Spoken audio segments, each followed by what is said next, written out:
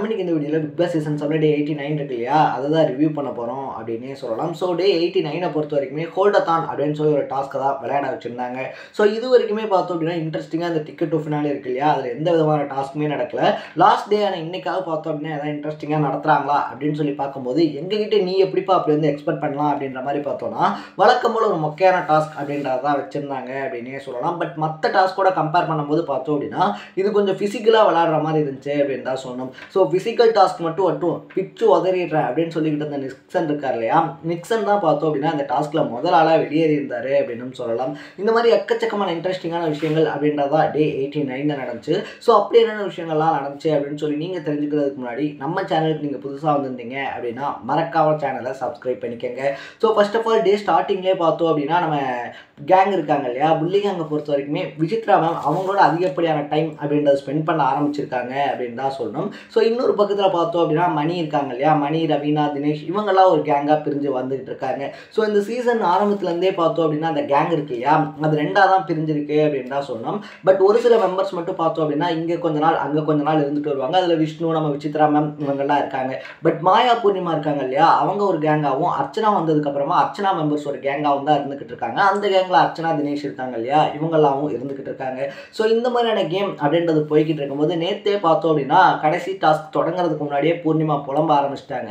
இந்த மாதிரி வந்துட்டு விஷ்ணு தான் வின் பண்ணுறதுக்கான வாய்ப்பு நிறையவே இருக்குது, நமக்கு முன்னாடி வந்த மாதிரி ஒருவேளை இந்த எலிமினேட்டட் விஷயம்லாம் இருக்கு இல்லையா, அந்த மாதிரியான டாஸ்க் வந்துச்சு அப்படின்னா ஃபஸ்ட்டே விஷ்ணுவை எலிமினேட் பண்ணிடணும், அப்போ தான் நம்ம அடுத்த இடத்துக்கு போக முடியும் அப்படின்னு சொல்லிட்டு அடுத்த நாள் காலையில் விடுந்தோடனே பார்த்தோம் அப்படின்னா பாத்திரங்கள் சண்டை அப்படின்றதெல்லாம் வீட்டில் வரும் இல்லையா, அதே மாதிரி பார்த்தோம் அப்படின்னா ரவீனா கேஷுவலாக வந்துட்டு விஷல் வாஷ் பண்ணுங்க அப்படின்னு சொன்னதுக்கே விசித்ரா ஓவராக பார்த்தோம் அப்படின்னா பர்சனல் அட்டாக்ல இறங்கியிருந்தாங்க அப்படின்னு தான் சொன்னோம். நீங்களாம் வந்துட்டு எப்படி கல்யாணம் பண்ணி குடும்பம் நடத்த போறீங்க அப்படின்னு கேட்டதாக இருந்தாலும் சரி, இல்லைனா தினேஷ் இருக்கார் இல்லையா, ஸோ விசித்ரா வந்து பார்த்தேன் கழுவு சொன்னது வந்து ரவீனாவாக இருந்தாலும் கூட பார்த்தோன்னா தினேஷ் மேலே வந்துட்டு ஒரு கார்னர் அப்படின்றது ஸ்டார்டிங்லேருந்தே தினேஷ் வந்து பார்த்தோம் அப்படின்னா விசித்ரா மேலேயும், விசித்ரா வந்து பார்த்தோம் அப்படின்னா தினேஷ் மேலேயும் ஈக்குவலாக பண்ணிக்கிட்டே இருக்காங்க.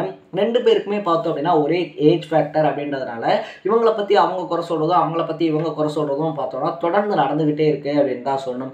நேற்றுமே பார்த்தோம் அப்படின்னா ரவீனா பாத்திரம் வளர்க்க கூப்பிட்டுருந்தாங்க கூட, தினேஷ் இருக்கா இல்லையா, இவங்களோடலாம் எப்படி தான் வந்து குடும்பம் நடத்துகிறாங்களோ இதனால தான் விட்டுட்டு போனாங்க போல, திரும்பி மட்டும் வந்துடாதமா அப்படின்னு சொல்லிட்டு ரொம்பவே பார்த்தோம் அப்படின்னா விஷ்ணு வந்துட்டு பர்சனல் அட்டாக் அப்படின்றது பண்ணிக்கிட்டு இருந்தாங்க அப்படின்னு தான் சொல்லணும். ஸோ கூப்பிட்டு பாத்திரங்களை சொன்னதுக்கு பார்த்தோம் அப்படின்னா எல்லாத்தையுமே திட்டினதோட மட்டும் இல்லாமல் மணி இருக்கார் இல்லையா, மணி போயிட்டு நீங்கள் ரொம்ப பர்சனலாக பேசிக்கிட்டு இருக்கீங்க, இதெல்லாம் ஒரு தப்பான விஷயம் அப்படின்னு சொல்லி சொன்னதுக்கு அப்புறமா தான் ரியலைஸ் பண்ணி அப்போ கூட ரவி இருக்காங்க இல்லையா, ரவீனாட்ட தான் சாரி கேட்டிருந்தாங்க அப்படின்னு தான் சொல்லணும். ஸோ இதுக்கப்புறமா தான் ஹோல்டத்தான் அப்படின்னு சொல்லி ஸ்டார்ட் பண்ணியிருந்தாங்க நேற்றுக்கான டிக்கெட் டு ஃபினாலேக்கான டாஸ்க்கு. ஸோ ஆல்ரெடி பார்த்தோம் அப்படின்னா விஜய் இருக்கார் இல்லையா, விஷ்ணு விஜயை பொறுத்த வரைக்குமே அவர் தான் ஸ்கோர் போர்டில் லீடிங் அப்படின்றதுல இருக்கார். அவருக்கு பின்னாடியே பார்த்தோம் அப்படின்னா நிக்சனாக இருந்தாலும் சரி, மாயா, பூர்ணிமா இவங்க எல்லாருமே ஓகே இன்னைக்கு டாஸ்கில் நல்லா பர்ஃபார்ம் பண்ணி பார்த்தோன்னா விஷ்ணுவை பீட் பண்ணிடணும் அப்படின்ற மைண்ட் செட் தான் இருந்தாங்க. ஸோ நிக்சன் முன்னாடி இருந்தே பார்த்தோம் அப்படின்னா இன்னைக்கு வந்துட்டு ஃபிசிக்கல் டாஸ்க் இருக்கு இல்லையா, ஃபிசிக்கல் டாஸ்க் மட்டும் வரட்டும், நான் எப்படி பிச்சோ அதரான்னு பாருங்க அப்படின்ற மாதிரிலாம் சொல்லிட்டு இருந்தாரு.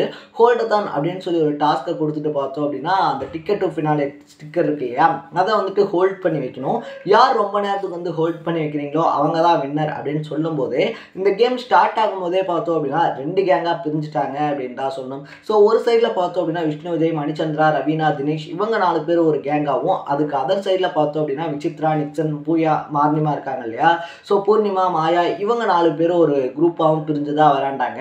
ஆஸ் யூஷுவலாக எல்லா சீசன்லையுமே பார்த்தோம் அப்படின்னா டிக்கெட் டு ஃபினாலே அப்படின்னு வரும்போது ஒவ்வொரு பிளேயருமே இண்டிவிஜுவலாக விளையாடுவாங்க, நம்ம வந்துட்டு டிக்கெட் டு ஃபினாலே வின் பண்ணோம் அப்படின்னு சொல்லிட்டு. பட் இந்த டைம் ஸ்டார்டிங்லேருந்தே பார்த்தோம் அப்படின்னா ரெண்டு குரூப்பாக தான் டிக்கெட் டு ஃபினாலே அப்படின்றத விளையாடிக்கிட்டு இருக்காங்க. ஸோ ஒரு சைடில் பார்த்தோம் அப்படின்னா விஷ்ணு விஜய் இல்லைனா மணி யாராவது 2 பேரில் ஒருத்தர் தான் போகணும், இந்த சைடில் பார்த்தோம் அப்படின்னா மாயா இல்லை பூர்ணிமா இருக்காங்க இல்லையா, நம்ம 2 பேரில் யாராவது ஒருத்தர் தான் அந்த டிக்கெட் டு ஃபினாலேக்கு போகணும் அப்படின்னு சொல்லி கான்சன்ட்ரேட் பண்ணி விளையாடிக்கிட்டு இருக்காங்க. ஹோல்டத்தானை பொறுத்த வரைக்குமே முன்னாடியே பார்த்தோம் அப்படின்னா நிக்சன் இருக்கார் இல்லையா, நிக்சன் தான் முதல் ஆளாக வெளியே போயிருந்தாரு அப்படின்னே சொல்லலாம். ஸோ அடுத்தடுத்துமே பார்த்தோம் அப்படின்னா விசித்ராவாக இருந்தாலும் சரி, பூர்ணிமாவாக இருந்தாலும் சரி ரொம்ப நேரம் ஹோல்ட் பண்ணி வச்சுருந்தாங்க அப்படின்னாலும் கூட அந்த சைடு தான் முதல் 4 பேருமே அவுட் ஆகி வெளியே போயிருந்தாங்க அப்படின்னு தான் சொல்லணும். இதுக்கு ஆப்போசிட்டில் பார்த்தோம் அப்படின்னா இவங்க 4 பேருமே சின்ன சின்ன மிஸ்டேக்ஸ் அப்படின்றதெல்லாம் பண்ணியிருந்தாலும் கூட ரொம்ப நேரம் ஹோல்ட் பண்ணி அவங்க கேம் அப்படின்றத பக்காவாக பக்காவாக ஆடி இருந்தாங்க. அதுக்கப்புறமா பார்த்தோம் அப்படின்னா தினேஷ் இருக்கார் இல்லையா, தினேஷ் ஒரு பாயிண்ட்டுக்கு அப்புறமா வெளியே போனோடனே சரி ஓகே எப்படியுமே இந்த டிக்கெட் டு ஃபினாலே அப்படின்றத நம்ம கிட்ட தான் வரப்போகுது, நம்ம இந்த பாயிண்ட்டில் விலகணும் அப்படின்னா கூட அடுத்தடுத்த பாயிண்ட்ஸை ரவீனாவாக இருந்தாலும் சரி மணியாக இருந்தாலும் சரி எடுத்தால் நமக்கு பெருசாக அஃபெக்ட் ஆகாது அப்படின்னு சொல்லி பிளான் பண்ண விஷ்ணு உதயமும் பார்த்தோன்னா கிவ் அப் பண்ணிட்டு போயிட்டாரு. ஃபைனலாக பார்த்தோம் அப்படின்னா மணி இருக்கார் இல்லையா, மணி விசஸ் ரவீனா அப்படின்னு சொல்லி தான் வந்து நின்றுச்சு.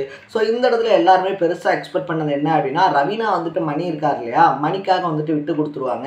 ஆஸ் யூஸ்வலாக பல டாஸ்கில் பார்த்தோம் அப்படின்னா விட்டு கொடுத்துருக்காங்க, அதே மாதிரி இந்த டைமும் விட்டு கொடுத்துருவாங்க அப்படின்னு சொல்லி நினைக்கும் போது ரவீனா ரொம்ப போல்டாகவே பார்த்தோம் அப்படின்னா இந்த கேம் எனக்கான கேம் அப்படின்னு சொல்லிட்டு டிக்கெட் டு ஃபினாலே ஸ்டார்டிங்லேருந்தே பார்த்தோம் அப்படின்னா நல்லா தான் ப்ளே பண்ணிக்கிட்டு இருக்காங்க. அதே மாதிரி நேற்றுமே பார்த்தோம் அப்படின்னா ரொம்ப நேரம் ஹோல்டு பண்ணி அவங்க தான் வின் பண்ணியிருந்தாங்க அப்படின்னே சொல்லலாம். ஸோ இதனால் ரவீனாக்கு 4 பாயிண்ட்டு, மணி இருக்கார் இல்லையா மணிக்கு 4 பாயிண்ட், ரவீனாக்கு 5 பாயிண்ட், அது மட்டும் இல்லாமல் விஷ்ணு விஜய்க்கு 3 பாயிண்ட் அப்படின்ற மாதிரி கொடுத்துருந்தாங்க.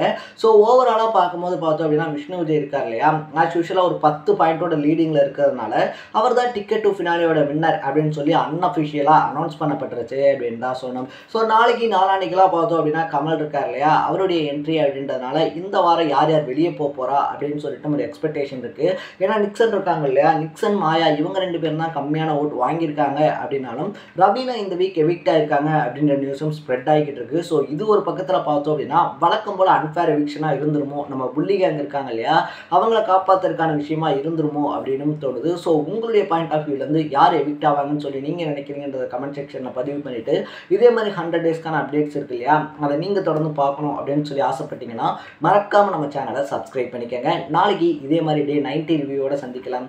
Tata, bye by.